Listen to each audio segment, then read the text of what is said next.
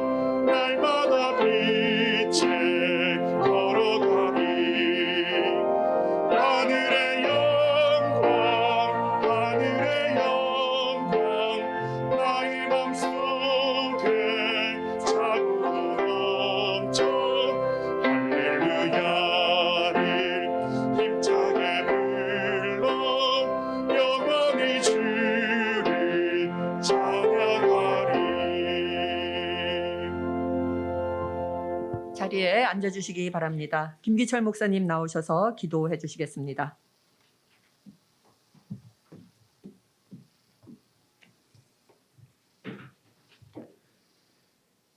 오늘도 저희에게 관심을 가지시고 늘 함께하여 주시는 아버지 하나님 감사를 드립니다. 하나님의 뜻이 오늘도 이곳에 이루어지게 하여 주옵소서. 당신의 뜻이 이루어지기에 우리의 믿음이 일조하기를 원합니다. 날마다 다른 사람들의 일함에 덕보는 인생이 되지 말게 하옵소서. 우리에게 주어진 오늘이라고 하는 시간 속에서 내가 주도적으로 하나님의 뜻을 실천할 수 있게 하여 주옵소서. 불의가 있는 곳에 공의를, 다툼이 있는 곳에 평화를, 약한 자가 있는 곳에 도움과 사랑을 베푸는 저희들이 되게 하여 주옵소서. 저희의 있는 모습 그대로 받으시는 하나님, 우리가 부족하지만 당신의 사랑으로 세워진 원주 연세 의료원을 위하여 썩어져가는 한 알의 밀알이 되어 30배, 60배, 100배의 열매가 맺혀지게 하여 주시옵소서. 우리의 앞날이 푸른 초장과 신만한 물가가 되기를 원합니다. 우리를 가로막고 있는 홍해와 여리고성, 요단강과 같은 장애물들을 믿음으로 행하는 원주 연세 의료원의 모든 구성원들의 헌신과 하나됨과 믿음으로 헤쳐나갈 수 있도록 인도하여 주시옵소서. 우리가 사회를 향하여 해야 할 일이 많이 있습니다. 지치지 않게 하시고 사랑으로 잘 감당할 수 있도록 은총을 베풀어 주시옵소서. 오늘 기브앤테이크라고 하는 말씀을 전하시는 송혜선 목사님과 함께하여 주어서 그 말씀을 통해서 우리가 은혜 받게 하시고 우리로 하여금 깨닫게 하시며 그 말씀 안에 살게 하여 주시옵소서. 오늘도 원주 연세의료원과 모든 구성원들을 사랑하시고 도우시고 인도하여 주시는 예수 그리스도의 이름으로 간절히 기도하옵나이다. 아멘.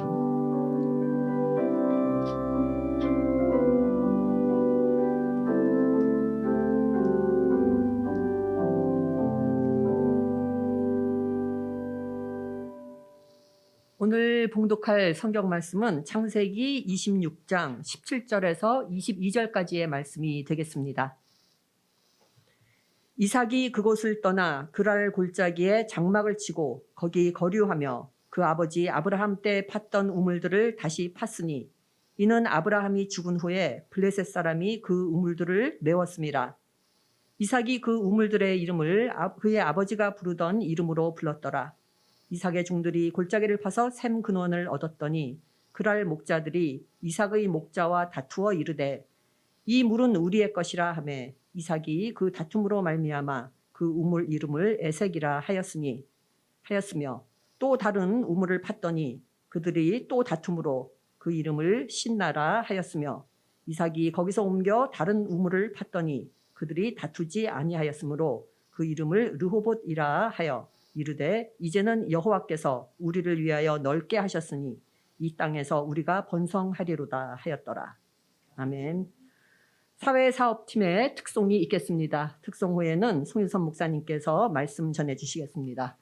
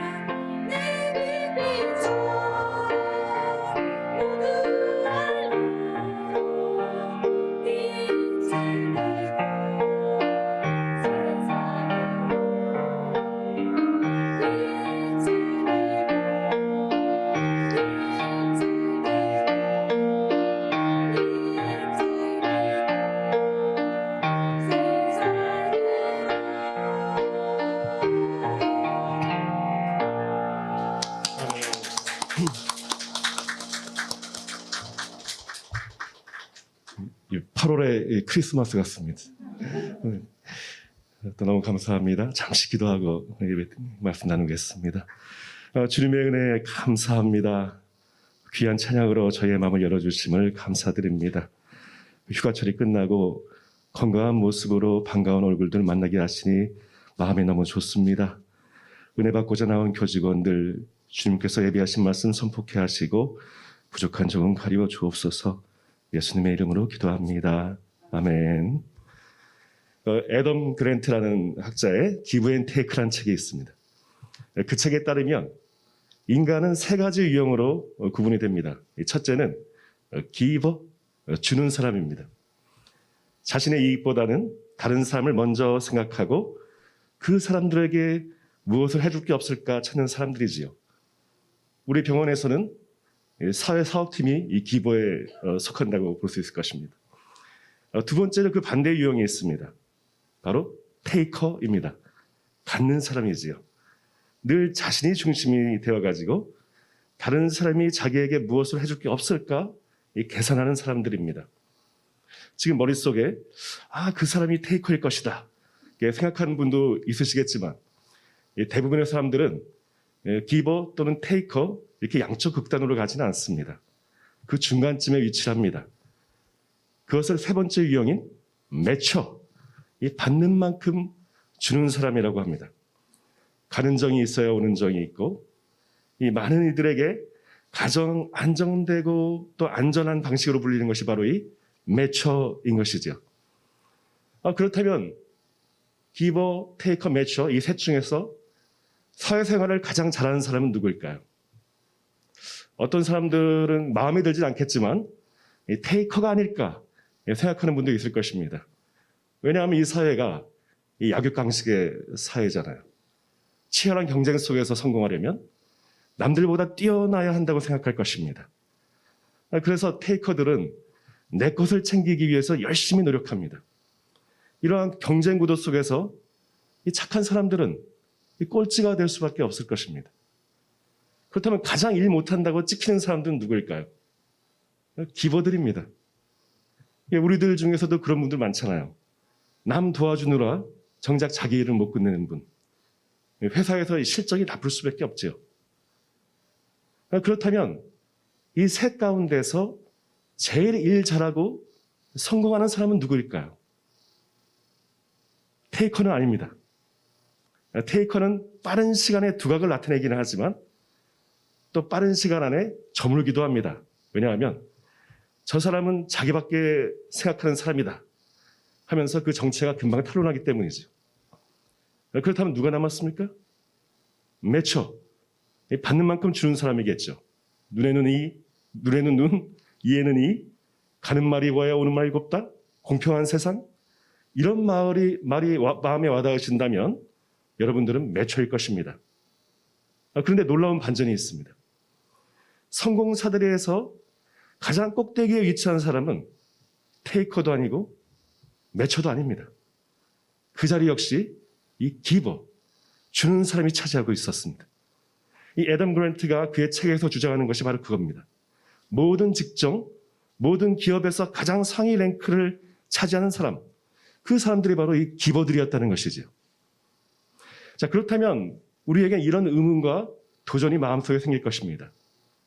우리가 크리스찬으로서 어떻게 예수님의 사랑을 실천하면서, 즉 주면서 사회적으로 성공하는 사람이 될 수 있을까? 치열한 경쟁 이 사회 속에서 어떻게 호구가 아닌 이 기버가 되어가지고 승리할 수 있을까? 오늘은 이 성공하는 크리스찬 기버가 되기 위한 조건이 있는데 그 중에 중요한 것 하나만 이야기하고자 합니다. 크리스찬이 이 성공하는 기버가 되기 위한 그 첫 번째 조건, 저는 그것을 사명이라고 이야기하고 있습니다. 사명이란 것은 하나님의 명령에 순종하는 것입니다. 하나님의 명령, 그 컬링이 있을 때에 그 부르심에 순종하며 그 부르신 목적을 위해 최선을 다하는 것, 그것을 우리는 사명이라고 말합니다. 오늘 함께 읽었던 본문 말씀이 있는 이 창세기 26장, 이삭이 어떻게 하나님의 부르심에 순종하면서 본인의 사명을 완수하는지를 보여주고 있습니다. 다시 말하면 하나님께서 그 목적하신 바를 사명을 가진 한 사람을 통해서 어떻게 이뤄가시는가를 이 본문에서 보여주고 있습니다. 먼저 창세기 26장은 이삭이 살고 있는 땅에 흉년이 든 것으로 시작을 합니다. 흉년이 지속되자 이삭을 비롯한 많은 사람들이 기근을 피해서 애굽 이집트로 내려갔습니다. 물이 마르지 않는 나일강이 있고 당시의 천주국이었던 이집트 델타 지역으로 가고자 했을 것입니다. 그런데 하나님께서는 이삭에게 이집트로 내려가지 말라고 말씀하십니다. 그리고 여전히 기근이 있는 그랄 땅에 머무르라고 말씀하십니다. 모순되고 세상 이치와는 맞지 않는 말씀이지요. 하지만 이삭은 그 말씀에 순종을 합니다. 그랄 땅에 머물게 됩니다. 그리고 그 순종의 결과가 어땠습니까? 표면적으로는 12절과 13절에 나타납니다. 제가 읽어드리죠. 이삭이 그 땅에서 농사하여 그 해에 100배나 얻었고 여호와께서 복을 주심으로 그 사람이 창대하고 왕성하여 마침내 거부가 되어 기적이 일어났습니다. 가뭄이 든 그랄 땅에서 농사를 지었습니다. 그것도 농사의 농자도 모르는 목동 출신 이삭이 농사를 지었더니 그 해에 100배의 수확을 거두어드립니다. 부자가 됩니다. 사람이 힘으로 한 것이 아니지요. 하나님이 복을 주신 것입니다. 여기까지만 보면 이삭이 하나님 말씀에 순종했더니 고난 중에도 큰 복을 받았네 라고 말할 수 있을 것입니다. 이렇게 설교를 끝내면 참 편할 텐데 성경은 그것이 진리라고 하지 않습니다. 하나님이 이삭을 그랄 땅에 보낸 것은 다른 목적이 있었기 때문입니다. 이어지는 14절과 15절을 제가 읽어드리겠습니다. 양과 소가 때를 이루고 종이 심이 많으므로 블레셋 사람들이 그를 시기하여 아버지 아브라함 때에 그 아버지의 종들이 판 모든 우물을 막고 흙으로 메웠더라. 거부가 된 이삭을 본토 사람들이 가만두지 않았습니다. 시기하고 질투하고 괴롭히기 시작합니다. 우물을 막고 흙으로 메워 물을 못 얻게 만들더니 결국엔 이삭을 도시 밖으로 쫓아내버립니다. 이삭은 그랄 땅 그 중심가를 떠나서 그 지방의 구석진 곳 그랄 골짜기로 거처를 옮기게 됩니다. 그런데 이삭이 그냥 이사 가지 않습니다. 사람들이 메웠던 우물을 다시 파주고 떠납니다. 이삭은 지금 그랄 땅에 정착했다가 그 기반을 모두 뺏기고 변두리로 지금 쫓겨나고 있습니다. 억울해야 됩니다. 분통이 터져야 됩니다. 그런데 화를 내기는커녕 다시 그 땅에 가서 우물을 파주고 오는 것입니다. 세상 사람이 볼 때는 이런 호구가 없을 것입니다. 하지만 이삭에게는 사명이 있었습니다. 자, 이삭은 도시에 있는 우물을 다 살리고 골짜기로 돌아옵니다. 다시 우물을 파기 시작합니다. 거기서 천신만고 끝에 샘 근원을 발견하게 되지요. 그런데 이번에는 변두리에 사는 이 그랄 지방 목동들이 아전인수격으로 그 우물이 자기 것이라고 싸움을 걸기 시작합니다. 이삭의 종들하고 목자들 간에 싸움이 일어났습니다. 싸움이 나자 이삭은 그 우물을 그냥 주고 다른 곳으로 이동하게 됩니다. 그리고 거기서 또 다른 우물을 파게 됩니다. 또다시 엄청난 노동을 들여가지고 우물을 파고 물을 또 발견합니다. 그러니까 또다시 그 주변 목자들이 달려들어가지고 싸움이 일어납니다. 이삭은 또 우물을 주고 다른 곳으로 떠납니다. 20절과 21절을 제가 다시 읽어드리겠습니다. 그랄 목자 하였으며 첫 번째 우물을 이삭은 에색이라고 이름을 짓습니다. 싸웠다라는 뜻이죠. 그 다툼으로 인해서 상처를 받았다는 뜻입니다. 두 번째 우물을 신나라고 짓습니다. 다툼으로 인해 가지고 원한을 품었다는 뜻입니다. 빼앗긴 사람들의 입장에서는 상처받고 원한을 품는 것이 당연할 것입니다. 이삭의 종들은 자신의 노동의 결과인 우물을 아무런 대가 없이 빼앗기고 만 것이지요. 상처가 되고 억울하고 한이 되었을 것입니다. 그런데 이삭은 달랐습니다. 이삭에게는 사명이 있었기 때문입니다. 이어지는 22절과 23절은 이삭의 사명이 무엇인지를 보여주고 있습니다. 읽어보겠습니다. 이삭이 거기서 옮겨 다른 우물을 팠더니 그들이 다투지 아니하였으므로 그 이름을 르호봇이라 하여 이르되 이제는 여호와께서 우리를 위하여 넓게 하셨으니 이 땅에서 우리가 번성하리로다 하였더라. 이삭이 거기로부터 브엘세바로 올라갔더니 이삭은 상처 입고 원한이 맺힌 사람들을 이끌고 자리를 옮겨서 세 번째 우물을 팝니다. 그리고 또 우물을 얻는 데 성공합니다. 여기 세 번째에서는 싸움이 일어나지 않았습니다. 그럼에도 불구하고 그들은 우물을 남겨두고 떠납니다. 이삭은 하나님이 주신 사명이 뭔지 알고 있었기 때문입니다. 그 우물의 이름을 르호봇이라고 짓습니다. 하나님께서 넓혀 주셨다는 의미인 것이죠. 하나님께서 번성하게 하셨다는 뜻입니다. 하나님께서 이삭을 그랄 땅에서 보내는 것은 단순하게 그 땅에서 부자가 되려는 것이 아니었습니다. 그 땅에서 하나님께서 주신 그 선한 영향력을 끼치는 삶이 되어서 사람들에게 영향력을 주는 그런 진정한 번성을 누리라고 하신 것입니다. 하나님께서는 애굽으로 가는 이삭을 막고 기근이 든 그랄 땅에 머무르게 하십니다. 그것은 이삭 한 사람을 살리고자 하는 것이 아니라 이삭 한 사람에게 복 주심으로 인하여서 그를 축복의 통로로 삼으시고 그가 머무는 땅을 축복하시고 그가 가는 곳마다 생명을 일으키시고 그랄 땅 전체를 살리고자 하셨던 것입니다. 이러한 이삭의 사명이 여러분의 사명이 되기를 원합니다. 여러분 한 사람이 복을 받음으로 여러분의 가정이 복을 받기를 원합니다. 여러분 한 사람이 하나님께 사랑받음으로 여러분이 속한 이 기관이 복을 받기를 원합니다. 여러분 한 사람이 기도로 일어날 때에 원주 연세 의료원 또한 일어날 줄 믿습니다. 세상 사람이 보기에는 빼앗기는 것 같고 손해보는 것 같을지라도 억울하지도 않고 화도 나지 않을 것입니다. 지는 것 같고 망해 보이는 상황에서도 여전히 우리는 베풀 수가 있을 것입니다. 우리에게는 주님이 주신 사명이 있고 생명을 살리는 사명이 있기 때문입니다. 원치 않는 곳으로 이끌리고 광야 같은 곳에서 내몰리는 상황이 온다 해도 바로 그때가 하나님이 일하시는 시간임을 믿으시기 바랍니다. 바로 그 광야의 시간을 통해서 하나님께서는 우리의 지경을 넓히실 것이며 우리를 축복의 통로로 삼으실 것이며 생명을 살리실 것이기 때문입니다. 생명을 살리는 그 소명에 순종하며 사명을 위한 삶이 되시기를 주님의 이름으로 축원합니다. 기도하겠습니다. 은혜로우신 하나님, 주의 말씀을 기억하고 그 말씀에 순종하는 삶을 살기를 원합니다. 오늘 우리가 걷는 걸음이 고난과 시험이 있어서 우리의 힘만으로 극복하기 어려울지라도 우리를 위해 일하시는 하나님만을 전적으로 신뢰하게 하고 더욱 순종하며 걸어가는 신앙의 발걸음이 되게 하여 주옵소서. 순종의 삶을 통해 발견한 우리의 신자된 사명이 흔들리지 않게 하여 주시고 이웃을 향해 사랑과 축복을 베풀게 하여 주옵소서. 하나님께서 주시는 은혜를 나누며 생명을 살리는 축복의 통로가 되게 하여 주옵소서. 예수 그리스도의 이름으로 기도합니다. 아멘.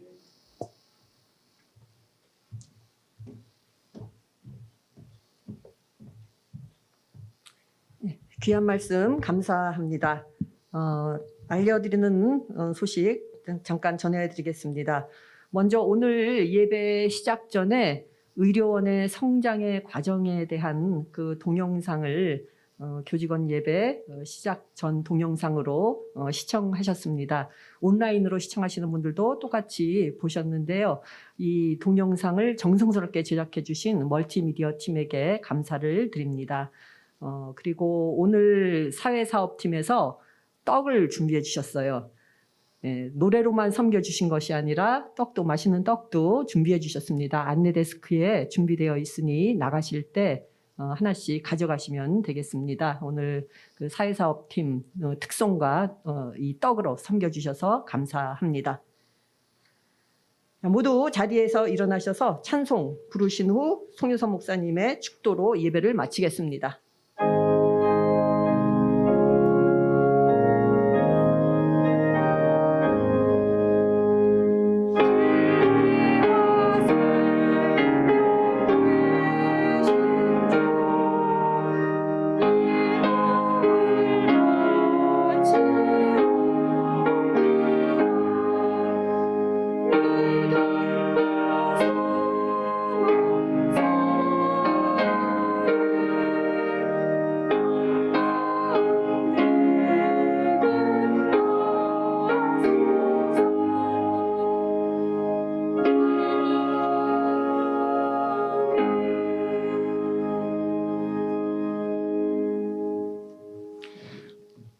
지금은 우리를 위해 이 땅에 오신 우리 주 예수 그리스도의 은혜와 임마누엘 하나님의 사랑과 보혜사 성령님의 감화 감동 요통하심이 우리에게 가장 귀한 것을 아낌없이 주시는 그 사랑을 본받아 하나님의 허락하신 의술로서 생명 살리는 사명을 위해 최선을 원주 연세의 의료원 모든 교직원 머리 위에 그 가정과 직장과 이 나라와 민족 위에 지금으로부터 영원토록 함께 합시기를 간절히 축원하옵나이다. 아멘.